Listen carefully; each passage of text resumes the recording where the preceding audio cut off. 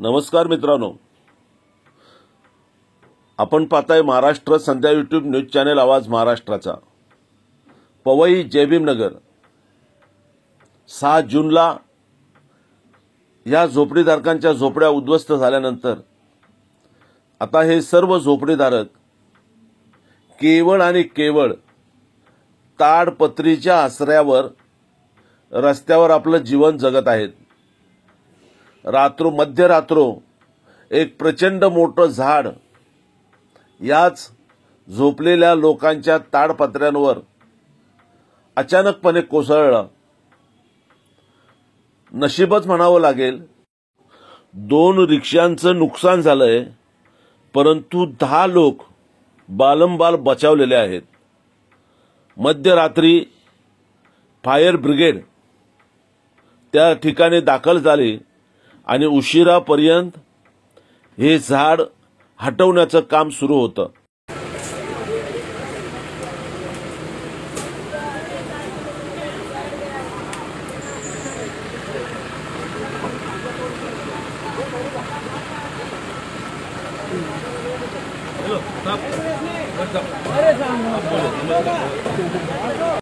बोल, काय सांगशील संतोष तू?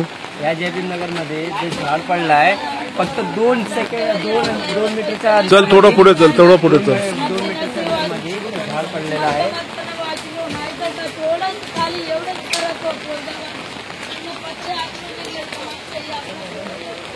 संतोष हे घे हातात जराने सांग। जा झाडाजवळ जा, झाडाजवळ जा। तुम्ही बघू शकताय की झाड कसं पडलेलं आहे। तो मधात तो साईडला आहे उभा, पण महत्वाची गोष्ट ही आहे की त्यांची नसीब चांगली आहे जो मधात पडलेला आहे, नाहीतर ते वडी पडलेला असतं तर ते 5 लोकांची जान गेली असते। संतोष मधात मध्ये दाखव, एकदा परत हात दाखव। हे बघा कुठून पडलेला आहे। मेन महत्वाची एक गोष्ट आहे की तो वरी नाही पडला, ते हे पण नाही गेलाय। त्या बाजूची ती झोपडी त्यासाठी आणि ह्या बाजूची दाखव, ह्या बाजूची दाखव, ह्या बाजूची बघा झोपडी आणि हे मध्ये पडलेलं आहे। मध्ये पडलेला आहे तो 2 मुले अजून 3 त्यांचे काय आहे रिलेटिव्ह ते झोपलेले होते तर ते वाचले। आणि ह्याच्यामध्ये कोण आहे की नाही पडलेला आहे तो मधात तो साईडला आहे उभा, पण महत्वाची गोष्ट ही आहे की त्यांची नसीब चांगली आहे जो मधात पडलेला आहे, नाहीतर ते वडी पडलेला असतं तर ते 5 लोकांची जान गेली असते। संतोष मधात मध्ये दाखव, एकदा परत हात दाखव। हे बघा कुठून पडलेला आहे। मेन महत्वाची एक गोष्ट आहे की तो वरी नाही पडला, ते हे पण नाही गेलाय। त्या बाजूची ती झोपडी त्यासाठी आणि ह्या बाजूची दाखव, ह्या बाजूची दाखव, ह्या बाजूची बघा झोपडी आणि हे मध्ये पडलेलं आहे। मध्ये पडलेला आहे तो 2 मुले अजून 3 त्यांचे काय आहे रिलेटिव्ह ते झोपलेले होते तर ते वाचले। आणि ह्याच्यामध्ये कोण आहे की नाही ठीक आहे काम करू दे।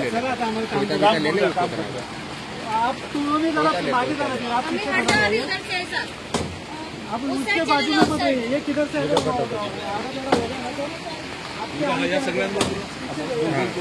उनकी कराड़ी बिराड़ी भी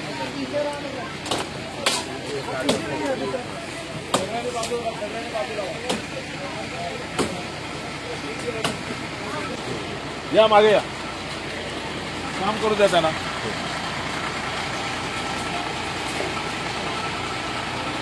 या लोकांवर माल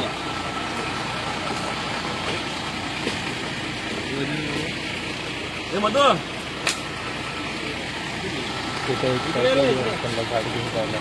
अवस्थेमध्ये आता हे झाड पडलेलं आहे। फायर ब्रिगेड या ठिकाणी आलेली आहे, यांची थोडं कारवाई चालू झाडाची। आणि त्या परिस्थितीमध्ये अशा परिस्थितीमध्ये लोक राहत आहेत। शासनाने जरा लवकरात लवकर यांच्यावरती मेहरबानी करून निर्णय घेऊन या लोकांना लवकरात लवकर न्याय दिला करून द्यावा, न्याय मिळवून द्यावा हीच विनंती आहे। हे माणसं झोपलेलं दाखव, बसलेत दाखव। बोला जरा, तुम्ही बोला। झाड पडलेला आवाज आला का तुम्हाला? हो आला ना आवाज। तुम्ही बाहेर आलात की राहिलात आतमध्ये? नाही, मी बाहेर आलो, आवाज कसला आवाज आला। ही अशी जी झाडं पडतात या सगळ्या पावसाचा आवाज घेऊन तुम्हाला सगळ्या गोष्टींची भीती वाटत नाही? भीती वाटते ना बाबा, काय वाटत? झोप होतोय ते आम्हाला, असंच बसतो आम्ही आतमध्ये. मग तुम्ही आता शासनाकडे काय मागणी करता? शासनाला काय तुम्ही विनंती करताल? आम्हाला घर द्या म्हणून लवकरात लवकर. कोणाचा जीव बी गेला तर काय होणार होता? किती वर्ष झाले तुम्हाला इकडे? कुठं या झोपडीमध्ये जयभीमनगरमध्ये तुम्हाला किती वर्ष झाली? मला झाले 30 वर्षापासून तुम्ही इथे राहताय. हो. सर, ह्या ज्या महिला बोलतायत यांच्या बाजूलाच अगदी लागून हे झाड पडलेलं आहे आणि अत्यंत विदारक अशा अवस्थेमध्ये ही लोक राहत आहेत. परत एकदा संतोषजी दाखवा. ही अशा पद्धतीनं हा वर कागद टाकून हे त्यांची ही घरं आहेत आणि या अशामध्ये राहत आहेत आणि वरून परत झाडं पडतायत आणि या गरिबांना जगायला नको अशी अवस्था या जयभीमनगरमधील रहिवाशांची झालेली आहे. या फायर ब्रिगेडचा जरा फोटो गाडीचा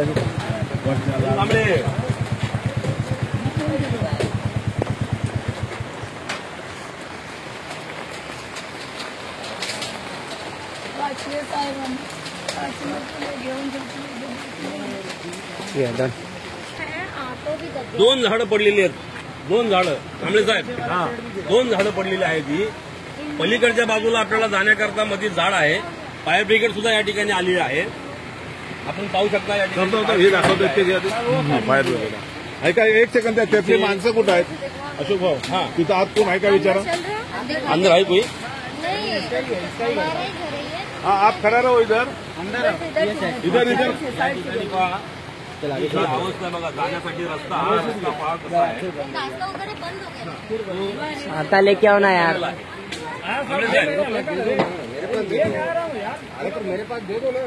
टॉर्च लावा, टॉर्च लावा. आगे टॉर्च. या पहा, ही रिक्षा आहे.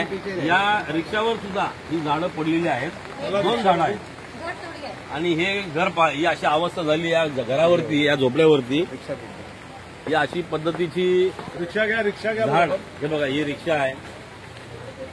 खूप भयानक परिस्थिती आहे या ठिकाणची. शासनाने गांभीर्याने लक्ष घालावं या गोष्टीकडे.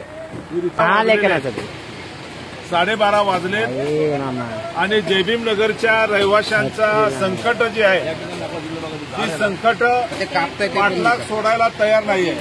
आत्ताच या ठिकाणी आपण बघितलं, हे जे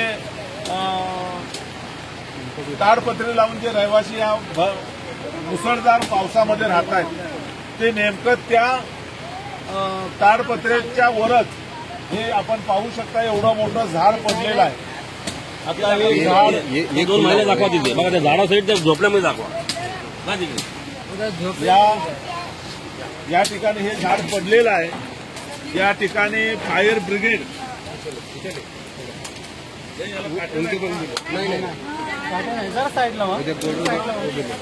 इकडे या कांबळे साहेब. पुढे जाऊ नका. यांना दाखवू द्या बघ. एक मिनिट उभे राहा. उभे राहा.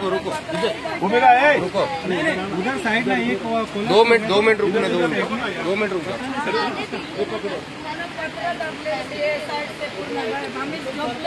हे आपण पाहू शकता एवढं मोठं झाड पडलंय. तुम्ही कुठे राहील? हिंदी बोलू क्या? आप किधर रहते हैं? ये इधर, ये झोपड़े में. और ये पेड़ इतना बड़ा गिर गया, तभी तुम अंदर सोए. एक पतरा बाहर भी हो गया. ये तो उसमें रहते हैं, मैं सोचती मेरे बच्चे सोते हैं, उसमें भी पानी आ रहा है, इसीलिए मैं बच्चे लोग को लेकर सोई थी अंदर. ये ऊपर करो. ये देखो इतना बड़ा पेड़, इधर सोए थे बच्चे लोग, ये सब सोए थे और इतना बड़ा पेड़ गिर गया. वो उनका नसीब अच्छा है कि बच गए हम लोग, नहीं तो हमारा जान नहीं आज बचते थे. हम 5 लोग से सोए थे. हाँ बोलो. अंदर 5 लोग से सोए थे हमने अंदर. तुमचं जीव वाचले बाबा, काय करू देवाने, काय आमचं एकदम रोटावर येऊन आम्ही मताची हात आले. आता हे तिथपासून तुम्ही पावसात उभे आहात. डॉक्टरपर्यंत पडलं ते पत्र पूर्ण पडलेलं आतमध्ये आम्ही वाचलो. मोठा पोरगा होता 3 आमच्या सोबतच झोपलेलं पोरा लहान लहान बहिणी आपल्या रूमच होती. ते आले तिकडे पडून. आता मुलं कुठं आहेत, लेकरं कुठं ते आहेत? सगळे काढून इकडे केलो आम्ही. हो बाजी पोरगा माझा मोठा पोरगा आहे ती इधर इधर बोलो, आप बोलो क्या कैसा हो गया? मैंने पीछे आवाज सुनी, पीछे से आवाज आ रही थी कर करके, और अचानक से पेड़ गिरा एंड पूरा पतरा, हमारा जो पूरा पतरा है ऊपर से गिरा और जस्ट में सिर्फ 1 फीट की बस इतनी सी दूरी पर ऐसा 10 आदमी बच गए हैं अभी। कुछ लोग ऑटो में भी सोए थे, ऑटो का भी नुकसान हुआ है। जिस तरह आपको अभी प्रशासन से क्या मांग है? प्रशासन से मांग यही है कि हमको कहीं जल्द से जल्द अपना एक अस्थायी बताइए। मला इकडचे स्थानिक रहिवासी तिवारी साहेबांनी फोन केले. लगेच मी 1916 मध्ये फोन केलो. तेव्हा BMC महानगरपालिका माझं नाव लिहून घेतले. ताबडतोब थोडं कार्यक्रम सुरू केले. पण एवढा मोठा झाड पडलेला आहे, पडलेलं तर त्याचं इकडे कोणी दखलपात्र घेत नाही. गोरगरिबांना किडो मोकड्यासारखं इकडे पाडलेलं आहे. बरोबर. मलेरिया झालाय, टायफॉइड झालेला आहे. कोणी राजवाडी हॉस्पिटलमध्ये ऍडमिट आहेत, परंतु प्रशासन इकडे दखलपात्र घेत नाही. फक्त एक गरीब नसीम खान साहेब आपल्या देवासारखं उभे होते. त्यांनी आपल्याला इकडे सगळं ताडपत्री वगैरे जेवण खाणं पिणं आणि त्यांनी पिटिशन अर्ज केला. 19 तारखेचा डेट दिलेला आहे. त्या डेटमध्ये हे लोक, जे मोठे लोक आहेत, जे बिल्डर लोक आहेत, ते डेट मागून घेतात. तिथून पुढे गरिबांची हाल होत चाललेला आहे. पण इथून आपल्याला त्या गरिबांची वाली कोण असा आम्हाला प्रश्न पडलेला आहे. इथून पुढे सर्वांनी मिळून आपण सिनियरकडे जाऊन उद्या 11 वाजता आम्ही त्यांना दाद मागणार आहोत. BMC महानगरपालिका भास्कर कसगीकर वार्ड ऑफिसरला पण आम्ही सांगणार आहोत, लवकरात लवकर पर्यायी जागा आम्हाला द्यावी किंवा पुनर्वसन करून त्यांचं आता काम झालेलं आहे. त्यांनी कंपाऊंड बांधलेलं आहे, परंतु आम्हाला बाहेर किडे मकोड्यासारखं पडणं आहे. ते लोकांची हाल होत चालली आहे. पाऊस चाललेला आहे, पाऊस भरपूर आहे, त्यांचे खूप हाल होत चाललेले आहे. त्यांचं जबाबदार कोण हे मी बोलून शब्द करतो. प्रशासनाला मी विनंती करतो की आपण लवकरात लवकर या गोरगरिबांना न्याय द्यावा असं मी विनंती करतो. एवढंच बोलून 2 शब्द संपवतो. नाव काय? माझं नाव युवराज आलेकर. मी या जयभीमनगरचा रहिवासी आहे. आज आम्ही इथं करीब जवळजवळ 30 वर्षाच्या जवळपासून राहतोय. आणि महत्त्वाचं म्हणजे आज रस्त्यावर आलो आणि रस्त्यावरही झोपड्या बनवून आम्ही कशी तरी जगतोय आपलं जीवन, पण याची नोंद कोण घेत नाही. आणि आज हे जे झाड एवढं मोठं जो पडलं आहे ते कदाचित 6 इंच इकडे किंवा तिकडे झालं असतं. म्हणजे 2 घराच्या मधोमध तो पडला आहे. 6 इंच इकडे किंवा 6 इंच इकडे गेला असता तो म्हणजे कुठला तरी परिवाराचा जीव गेला. 5 या घरामध्ये 5 माणसं झोपलेले आणि काही या ठिकाणी काही परिवार होता आणि समोरचे म्हणजे दोन झाडं पण हे झालेले एकमेकाच्या याच्यावर पडले. म्हणजे 6 तारखेला जी थोडं कारवाई झाली त्यानंतर आपण या ठिकाणी 6 तारखेला जी कारवाई झाल्याच्या नंतर आम्ही सगळे म्हणजे रहिवासी रस्त्यावरच आहोत. आणि आजपर्यंत आमचा कोणी आवाज हे केला नाही किंवा आमच्यापर्यंत कुठलं प्रशासनाने अजून काही निवडून घेतली नाही.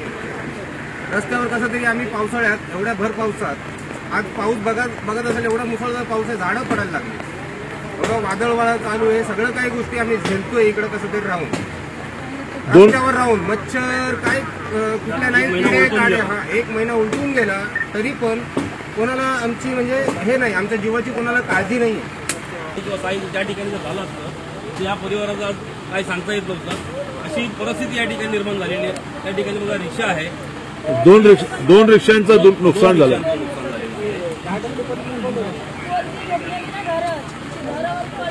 ही रहिवासी या ठिकाणचे रहिवासी आहेत. आप क्या कहोगे? आप क्या कहोगे? आपका नाम बताओ. हाँ, हमारा श्याम नारायण तिवारी. अभी जब से ये रूम टूटा है तब से हम लोग इधर कितना कठिनाई से कितना परेशानी से इधर हम लोग अपना जीवन व्यतीत कर रहा है कि अभी वो कुछ बोला नहीं जा सकता. लेकिन शासन प्रशासन की तरफ से कोई मदद इधर नहीं है. अभी भी देखो हम लोग इधर अंधेरे में खड़े हैं, झाड़ गिरा है, ऑटो के ऊपर गिरा है. ये हमारा रूम है. अच्छा हुआ हम लोग बाहर. अच्छा, ये आपका है? हाँ, ये रूम हमारा है. ये रूम में आप कितने लोग हैं? हम लोग इधर 4 लोग हैं. जब पेड़ गिर गया तभी आप अंदर थे? नहीं, अंदर नहीं, हम लोग उधर खड़े होकर बातें कर रहे थे, हाँ वो टाइम पे झाड़ गिर गिरा। तो अच्छा हुआ ये श्रीमती रामचरण चौहान का झोपड़ा है और हमारे रूम के और इनके रूम के बीच में झाड़ गिरा हुआ है और हमारा परिवार का नसीब और श्रीमती रामचरण चौहान के परिवार का नसीब अच्छा था कि झाड़ थोड़ा सा बीचों बीच में गिरा। शायद थोड़ा भी झाड़ अगर इधर उधर हुआ होता तो दोनों परिवार में से किसी न किसी परिवार का बहुत भारी हानि नहीं, होती। किसी ना किसी ने, उधर के 5 लोग, इधर के 4 लोग और सामने के खरं तर यस वार्ड विभागाचे सहाय्यक आयुक्त भास्कर कसगेकर यांना खरं तर या कारवाईला जबाबदार धरलं पाहिजे। सहाय्यक आयुक्त भास्कर कसगेकर हे शाळा शिकलेत की नाही असा खरं तर प्रश्न आहे। सरकारचा कायदा आहे, सरकारचा जीआर आहे। 1 जून ते 31 सप्टेंबर पर्यंत कोणत्याही प्रकारची कारवाई अनधिकृत बांधकामावर कारवाई करू नये असे शासनाचा कायदा आहे, शासनाचा जीआर आहे, मुंबई हायकोर्टाच्या गाईडलाईन्स आहेत। हे सगळं असताना भास्कर कसगेकर जे सहाय्यक आयुक्त आहेत भांडूप यस विभागाचे हे काय डोळा बंद करून डोळ्याला पट्टी बांधून त्यांनी या झोपडपट्टीधारकांवर कारवाई केलेली आहे काय? त्यांना हे कायदा जीआर कोर्टाच्या गाईडलाईन्स या भास्कर कसगेकरांना माहीत नाही का? आणि म्हणून खरं तर या झोपडीधारकांचा येणाऱ्या काळामध्ये खरं तर या भास्कर कसगेकरच्या सहाय्यक आयुक्ताच्या कार्यालयावरच या सर्व लोकांनी आक्रोश मोर्चा काढला पाहिजे, तिथे बसून आक्रोश केला पाहिजे। आणि हा सहाय्यक आयुक्त हा जो भास्कर कसगेकर आहे या सर्व कारवाईला जबाबदार धरून त्याला निलंबित केलं पाहिजे खरं तर, असं या झोपडीधारकांच्या वतीने या ठिकाणी आम्ही सरकारला आवाहन करत आहोत। नमस्कार, आपण पाहताय महाराष्ट्र संध्या न्यूज चॅनेल आवाज महाराष्ट्राचा।